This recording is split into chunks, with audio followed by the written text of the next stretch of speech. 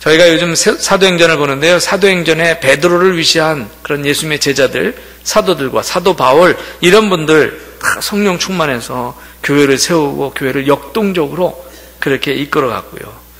또 감리교회 존 웨슬리 목사님이나 이런 분도 그랬던 것을 우리가 돌이켜보면 알 수 있습니다. 오늘이 우리 감리교회에서 지키는 웨슬리 회심 278주년 기념주일입니다. 278년 전인 1738년 5월 24일 저녁 8시 45분경 이 존 웨슬리 또는 요한 웨슬레라고 하는데 그 웨슬리 목사님이 영국 런던에 있는 올더스게이트 스트리트, 올더스게이트 거리에 있는 한 예배당에 그 거리를 가면서 참 공허함을 누리면서 가다가 그 예배당에 그리스도인들의 모임이 있다는 소리를 듣고 그 안에 들어가죠. 그 안에 들어가서 그 기도 모임에 참석하고 있는데 영국 국교회 목사님이셨어요. 근데 앞에서 한 평신도 사역자가 그 마틴 루터의 로마서 주석 서문을 앞에서 그냥 읽어주고 있는데 갑자기 마음이 뜨거워짐을 느끼고 그 마음이 뜨거워지면서 성령을 체험하고 회심을 했습니다. 그 요한 웨슬레 목사님의 그 회심 이후에 그분의 열정적인 전도와 사역으로 감리교 운동이 시작되었고요. 이 웨슬리 목사님이 돌아가신 이후에 감리교회가 생기게 된 거죠. 우리가 그런 뜻깊은 주일에 오늘 사도행전에 있는 말씀을 봅니다. 오늘 본문의 말씀을 보면요, 오늘 말씀은 에베소 사역을 마친 사도 바울이 이제 예루살렘을 거쳐서 로마로 가기 전에 마게도냐와 아가야 지방을 순회하면서 전도하고 또 교인들을 권면하는 그런 내용이 오늘 본문의 말씀입니다. 특별히 오늘 말씀은 오늘 본문 앞장에서 바울이 보았던 로마로 가게 되는 그런 꿈과 환상과 그 비전과 연관이 있죠. 자, 오늘 본문 앞에 있었던 우리 지난 주일에 봤던 말씀 한 구절을 다시 볼게요. 19장 21절 말씀 한번 다 같이 보십시다. 19장 21절 말씀 다 같이 읽겠습니다. 시작. 이 일이 있은 후에 바울이 마게도냐와 아가야를 거쳐 예루살렘에 가기로 작정하여 이르되 내가 거기 갔다가 후에 로마도 보아야 하리라 하고. 아멘. 바울은 이제 에베소 사역을 마치고 예루살렘으로 갔다가 거기서 로마로 가는 게 이제 자신의 계획이었어요. 그게 또 꿈이었습니다. 근데 예루살렘으로 가서 좀 쉬었다가 사역 보고도 하고 선교 보고도 하고 좀 쉬었다가 글로 가야 되는데 이 예루살렘으로 가기 전에 에베소 사역을 마치고 마게도냐와 아가야를 또 한 번 순방하게 됐다는 거죠. 또 한 번 순방하게 됐다는 거죠. 자, 1절 말씀, 오늘 본문 1절 말씀을 다 같이 읽겠습니다. 1절 시작. 소요가 그침에 바울은 제자들을 불러 권한 후에 작별하고 떠나 마게도냐로 가니라. 아멘. 마게도냐로 가게 됐다는 거죠. 예루살렘으로 가야 되는데 마게도냐로. 자, 에베소라고 하는 곳은 지금 터키 중서부 지역에 있는 지역인데 이 에베소에서 마게도냐는 다시 지중해 이 에게를 건너서 배 타고 가야 되는 거죠. 그 빌립보, 데살로니가, 베레아 이런 데가 이제 마게도니아 지역이고요. 아가야는 아덴, 고린도 이런 쪽이 이제 아가야 지역인데 글로 가려면 에베소에서 드로아로 가서 2차 전도여행 때 갔던 코스로 배를 타고 가야 되는 거죠. 그렇게 가는 겁니다. 자, 그 다음 말씀 한번 볼게요. 2절 말씀 다 같이 보겠습니다. 2절 말씀 다 같이 시작. 그 지방으로 다녀가며 여러 말로 제자들에게 권하고 헬라에 이르러. 아멘. 그래서 마게도냐로 배 타고 건너가서 거기서 마게도냐 지방을 다녀가면서 여러 말로 제자들에게 권했다. 제자들에게 권했다. 그리고 헬라에 이르렀다. 헬라는요, 아가야의 수도 고린도를 의미합니다. 고린도. 그는 그리고 그곳에서 3개월 정도 더 머물게 되는 거죠. 자, 중요한 것은 요 2절 말씀에 그곳에서 여러 말로 제자들에게 권하고 라고 했습니다. 이 말은 제자들을 권면했다는 거죠. 여기 사도 바울의 순회 목적이 나와요. 제자들을 권면하기 위해서 이 에베소에서 바로 예루살렘으로 육로로 가도 되는 걸 또 굳이 몇 날 며칠을 또 배 타고 마게도냐 갔다가 마게도냐에서 그 긴 길을 에베소에서 예루살렘보다 훨씬 더 긴 길을 이동해서 아가야 지방 헬라 고린도까지 왔다는 거예요. 근데 그 목적이 제자들에게 권하기 위해서. 왜 사도 바울이 마게도냐를 갔느냐? 왜 아가야 지방을 갔느냐 말이죠. 그냥 바로 예루살렘으로 가지. 그 답이 간단합니다. 자신이 전도해서 교회를 개척하고 세워놨던 그 그리스도인들에게 가서 권면하기 위해서였어요. 권면하기 위해서. 그들을 도우려고 갔다는 거죠. 여러분, 부모가 아기를 낳는 것도 중요하지만 더 중요한 것은 그 아기를 잘 키우는 거예요. 그죠? 아이를 낳는 것으로 부모의 임무가 끝나지 않습니다. 아이가 스스로 성장할 때까지 입히고 먹이고 또 교육시키고 수고를 해야 되는 거죠. 그래야 아이가 잘 자라잖아요. 그래서 아이 스스로 성장할 때까지 그렇게 하는데 사도 바울도 마찬가지예요. 전도에서 교회 공동체를 세워놓고 그리스도인들을 세워놨는데 근데 이들이 믿음 안에서 잘 성장하고 신앙이 성숙해지길 바라서 그것을 권하러 갔다는 거죠. 그렇다면 바울에게 어떤 소리가 들렸을까요? 믿음이 연약해진 거? 그런 소리도 들렸겠죠. 왜 그랬을까요? 예? 여러분, 바울이 이제까지 사역하는 것도 쉬운 일이 아니었습니다. 에베소에서 2년 동안 사역하는 거 쉬운 일 아니었어요. 그런데 그동안 자기가 만났던, 자기가 전도했던 사람들도 잊을 수가 없었죠. 그들에게도 믿음으로 생활하는 게 쉽지 않기 때문에 가서 권면하고 위로하고 축복하는 시간들을 가져야 될 필요가 있었던 겁니다. 초대교회가 있을 때는요, 오늘날과는 다른 그런 사회와 문화 속이었겠죠. 예수 믿는 문화가 아니에요. 예수 믿는 사람은 아주 극소수였습니다. 그리고 또 유대인들이나 이런 사람들에 의해서 핍박받았어요. 그래서 극소수의 그리스도인들이 유대인들에게 쫓겨다니고요, 박해와 순환 속에 있었습니다. 그러니 그들이 믿음을 갖고 처음에 성령 충만해서 열심히 신앙생활하는데 힘든 일이 계속 생기니까, 그러니까 믿음이 떨어지고 오히려 교회를 떠나는 사람이 또 생기지 않겠습니까? 바울이 그래서 그들을 도와주고 격려하고 위로하기 위해서 권면하는 일이 필요했기 때문에 간 거죠. 마게도냐 지방으로 간 거예요. 바울도 반대한 사람 그렇게 많이 만나잖아요. 사도 바울은 언제나 그의 사역 속에서 마주쳐야 했던 적들을 거기 가서 또 만나는 거예요. 에베소에서도 그랬는데 또 만나죠. 그 바울의 주변에는요, 반대하는 세력이 끊임없이 있었어요. 끊임없이 있었습니다. 여러분, 반대하는 사람은 항상 있기 마련이에요. 사도 바울이 1차, 2차, 3차 전도행 하는데 어딜 가나 반대하는 사람이 있었는데요, 우리들도 마찬가지예요. 반대하는 사람은 어디나 있기 마련이에요. 여러분, 불편한 사람은 언제든지 있기 마련입니다. 여러분 보시기에 저는 어떤 목사 같아요? 이 정도면 괜찮은 목사 아닌가? 그렇게 독재하지 않고 독단적으로 안 하고 다 의견 들어가면서 하잖아요. 근데도 내가 목회하는데 보면 반대하는 사람이 많았어요. 제 예전에 목회할 땐 40대 초반 중반 때는 무슨 얘기만 하면 반대, 무슨 얘기만 하면, 그래서 내가 조금만 무슨 얘기만 하면 삐져가지고 바로 목사님은 그냥 나 미워서 그렇다고 그러고 막 그러고, 막 팩 토라지고 그다음부터 눈 흘기고 다니고, 저기서부터 이렇게 길거리에서도 만나면은 쫙 보다가 고개 확 돌리고 옆 골목으로 지나가고, 얼마나 그런 사람을 많이 만났는지 몰라요. 요즘에는 그런 분들이 혹시 있을 거면 아마 미리 피하나 봐. 눈에 안 띄는 거 보니까. 근데 여러분, 이게 목사만 그런 게 아니고 여러분들도 그렇잖아요. 어디 가든지 나하고 안 맞는 사람 있잖아요. 어디 가든지 불편한 사람이 있어요. 어디든지 언제든지 있기 마련입니다.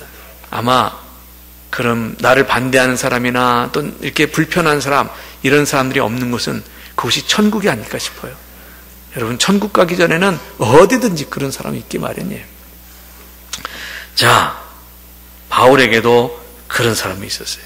그 얘기가 지금 나왔죠. 3절 읽겠습니다. 3절 다 같이 보겠습니다. 시작. 거기 석 달 동안 있다고 배 타고 수리아로 가고자 할 그때에 유대인들이 자기를 해하려고 공모함으로 마게도냐를 거쳐 돌아가기로 작정하니.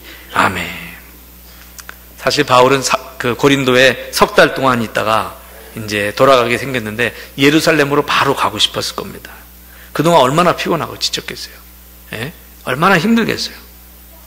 바울이 수년 동안 전도여행을 했는데 3차 전도여행도 최소한 2년 이상 걸린 거예요. 이때 벌써 3년째 들어가고 있는 거죠.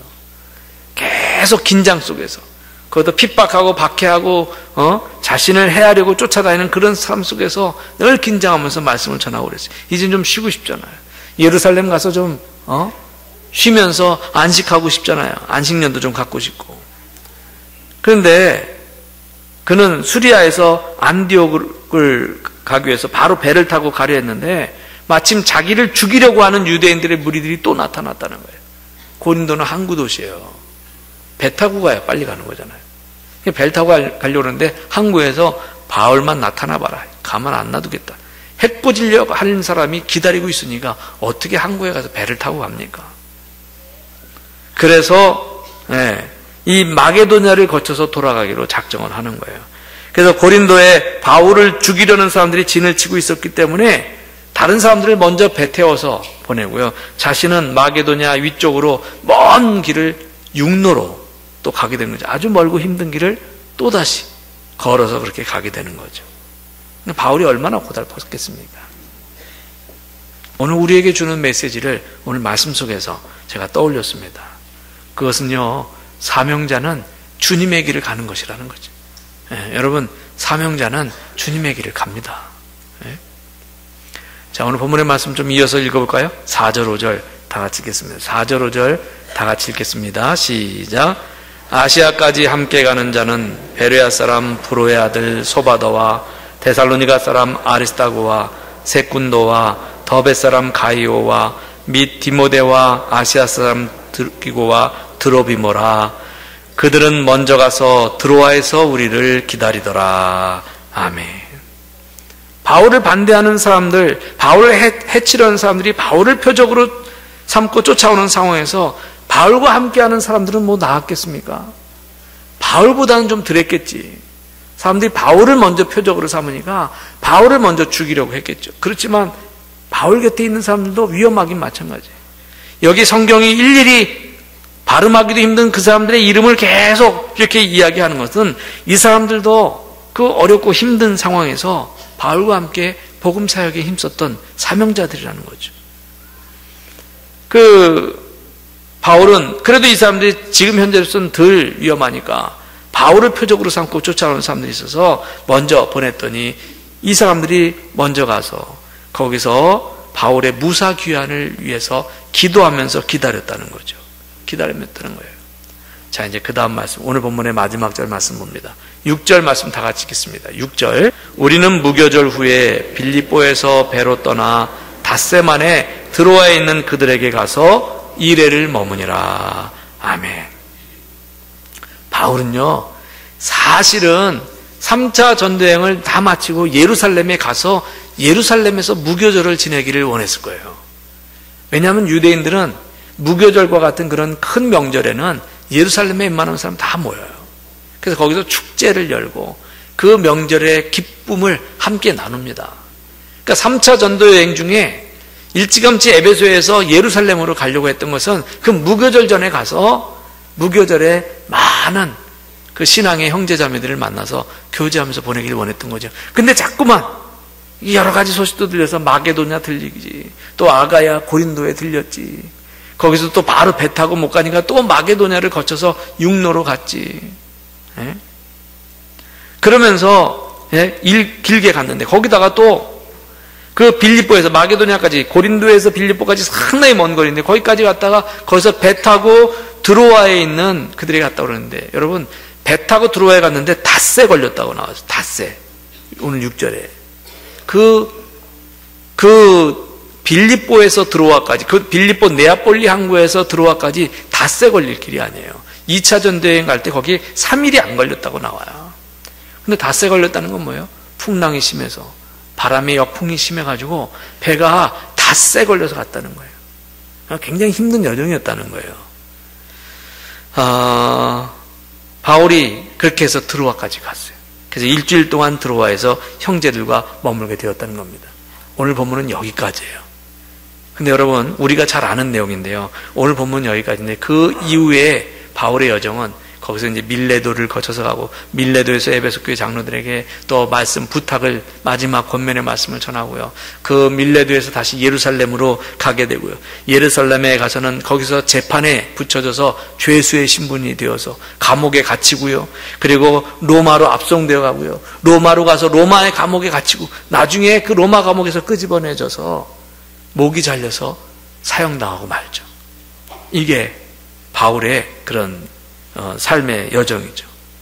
여러분, 주님으로부터 사명받아서 그 사명을 가지고 살아갔던 바울, 이 사명자가 주님의 길을 가는 겁니다. 여러분, 사명자는 주님의 길을 갑니다. 오늘 웨슬리 목사님 회심한 그것을 기념하는 주일이라고 그랬는데, 1738년 278년 전에 회심한 후에 목사님은 옥스퍼드에 가서 오직 믿음으로 구원을 받는다 라는 설교를 시작으로 불타는 전도자로서의 삶을 삽니다. 웨슬리 목사님은 교회의 벽을 넘어서 복음을 필요로 하는 모든 이들에게 찾아가는 전도를 시작했어요. 영국 국교회 목사였거든요. 근데 영국 국교회로부터 많은 방해와 비난과 박해를 받아요. 협박을 받고. 너 그런 식으로 그런 운동하지 마라.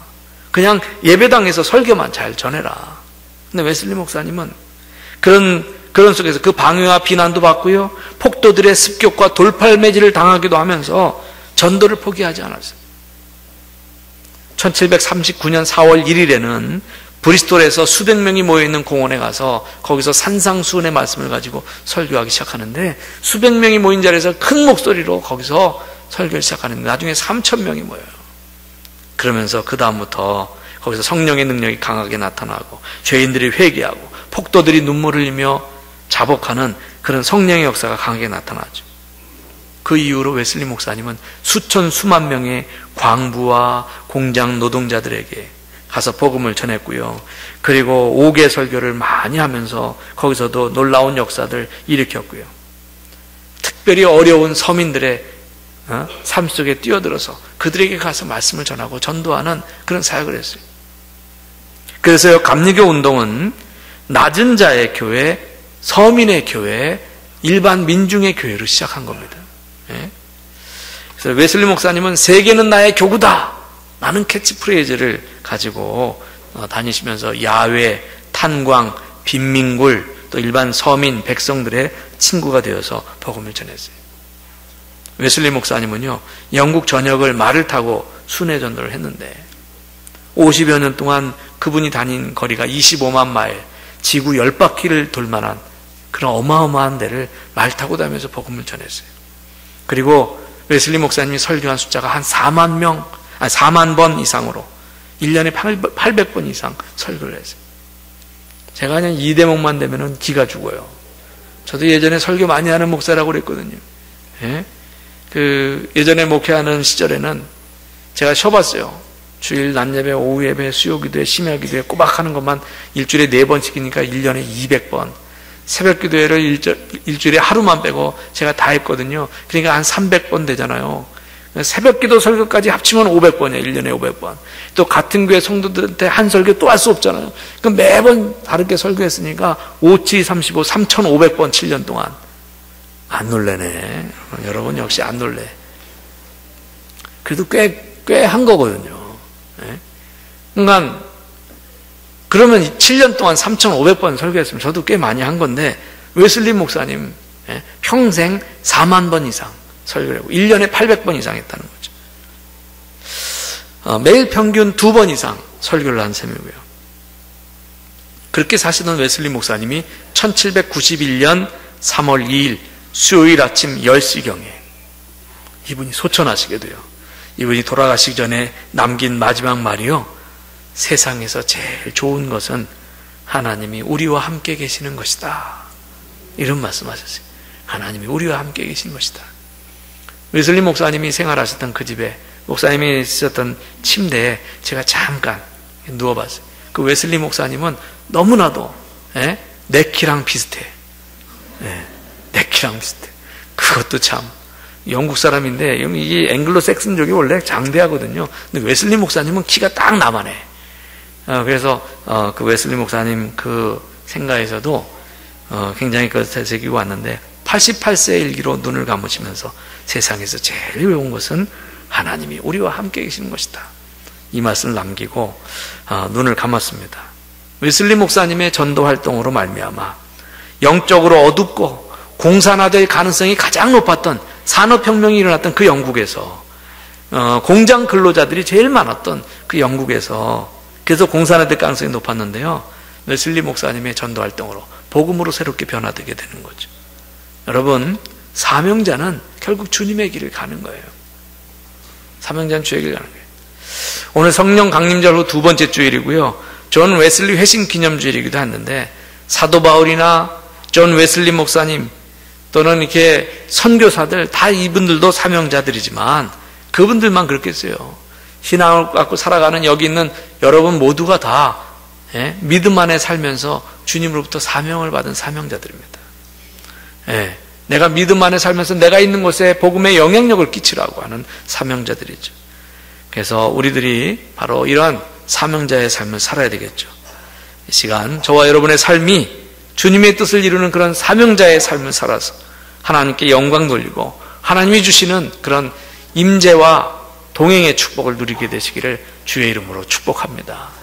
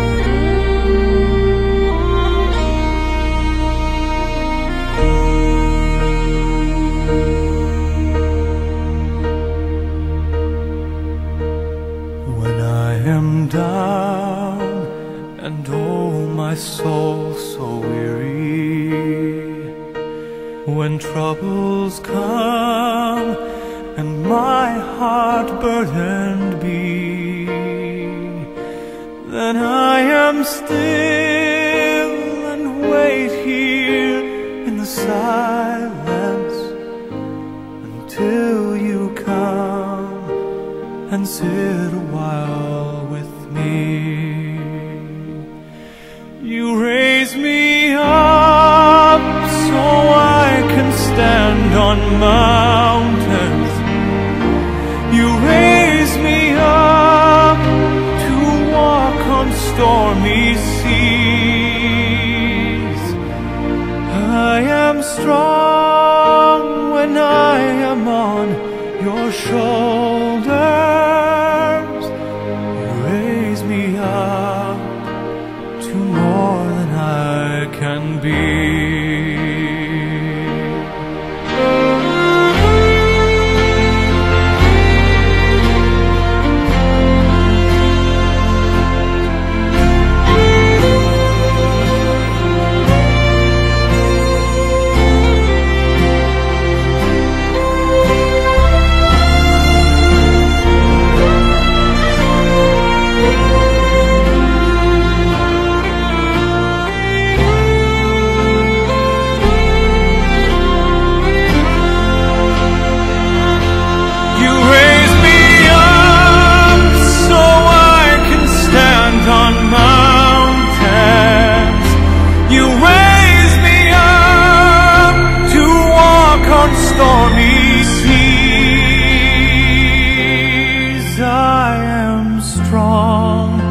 When I am on your shoulders, you raise me up